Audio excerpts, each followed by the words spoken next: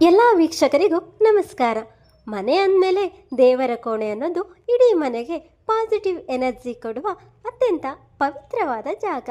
ಆದರೆ ನಮಗೆ ಗೊತ್ತಿಲ್ಲದ ನಾವು ದೇವರ ಕೋಣೆಯಲ್ಲಿ ಮಾಡುವ ಕೆಲವು ಸಣ್ಣ ಪುಟ್ಟ ತಪ್ಪುಗಳು ಮನೆಯಲ್ಲಿ ಅಶಾಂತಿ, ಆರ್ಥಿಕ ನಷ್ಟ ಮತ್ತು ದರಿದ್ರಕ್ಕೆ ಕಾರಣ ಕೂಡ ಆಗ್ಬೋದು ಅಂತ ಜ್ಯೋತಿಷ್ಯ ಮತ್ತು ವಾಸ್ತುಶಾಸ್ತ್ರ ಹೇಳುತ್ತದೆ.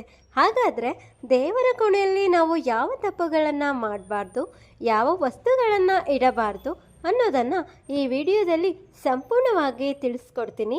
ವಿಡಿಯೋವನ್ನು ಕೊನೆಯವರೆಗೂ ಮಿಸ್ ಮಾಡದೆ ನೋಡಿ. ಮುಖ್ಯ ವಿಷಯಗಳು, ಅದರಲ್ಲಿ ಮಾಡಬಾರದಂತಹ 5 ತಪ್ಪುಗಳು. ಮೊದಲನೇದಾಗಿ, ಒಡೆದ ಅಥವಾ ಬಿರುಕು ಬಿಟ್ಟ ವಿಗ್ರಹಗಳು ಅಥವಾ ಫೋಟೋಗಳು. ಮೊದಲನೆಯದಾಗಿ, ದೇವರ ಕೋಣೆಯಲ್ಲಿ ಯಾವುದೇ ಕಾರಣಕ್ಕೂ ಬಿರುಕು ಬಿಟ್ಟ ಅಥವಾ ಗಾಜು ಒಡೆದಿರುವ ದೇವರ ಫೋಟೋ ಹಾಗೂ ವಿಗ್ರಹಗಳನ್ನು ಇಡಬಾರದು. ಇದರಿಂದ ಮನೆಯಲ್ಲಿ ನೆಗೆಟಿವ್ ಎನರ್ಜಿ ಹೆಚ್ಚಾಗುತ್ತದೆ. ಅಂತಹ ಫೋಟೋಗಳಿದ್ದರೆ ತಕ್ಷಣ ಗೌರವಪೂರ್ವಕವಾಗಿ ಹರಿಯುವ ನೀರಿನಲ್ಲಿ ಅಥವಾ ಅಶ್ವತ್ಥ ವೃಕ್ಷದ ಕೆಳಗೆ ಇಟ್ಟುಬಿಡಿ. ಇನ್ನು ಎರಡನೆಯದು, ಪೂರ್ವಜರು ಅಂದರೆ ಗತಿಸಿದವರ ಫೋಟೋಗಳನ್ನು ಇಡುವುದು.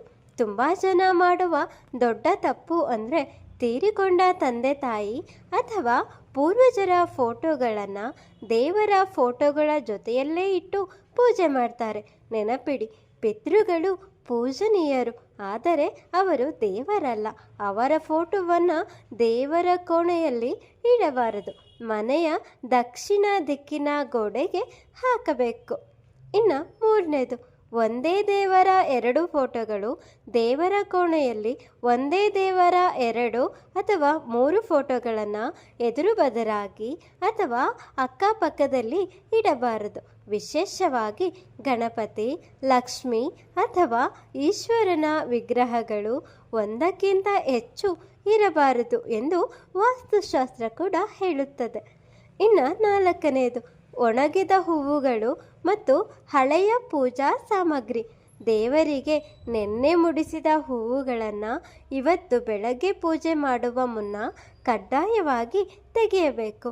ಒಣಗಿದ ಹೂವುಗಳನ್ನು ದೇವರ ಕೋಣೆಯಲ್ಲೇ ಇಡುವುದರಿಂದ ಮನೆಯಲ್ಲಿ ನೆಗೆಟಿವ್ ವೈಬ್ರೇಷನ್ ಶುರುವಾಗುತ್ತದೆ.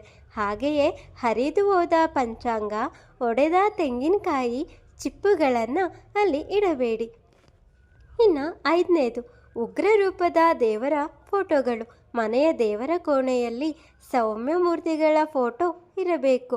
ಕಾಳಿ ಮಾತೆ, ಉಗ್ರ ನರಸಿಂಹ ಅಥವಾ ಶಿವನ ತಾಂಡವ ನೃತ್ಯದಂತಹ ಉಗ್ರ ರೂಪದ ಫೋಟೋಗಳನ್ನು ಮನೆಯಲ್ಲಿ ಇಟ್ಟು ಪೂಜಿಸಬಾರದು. ಇದು ಮನೆಯವರ ಮನಸ್ಸಿನಲ್ಲಿ ಕೋಪ ಮತ್ತು ಅಶಾಂತಿಯನ್ನು ಉಂಟು ಮಾಡುತ್ತದೆ.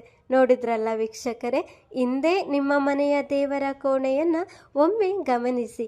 ಈ ತಪ್ಪುಗಳಾಗಿದ್ದರೆ ತಕ್ಷಣ ಸರಿಪಡಿಸಿಕೊಳ್ಳಿ.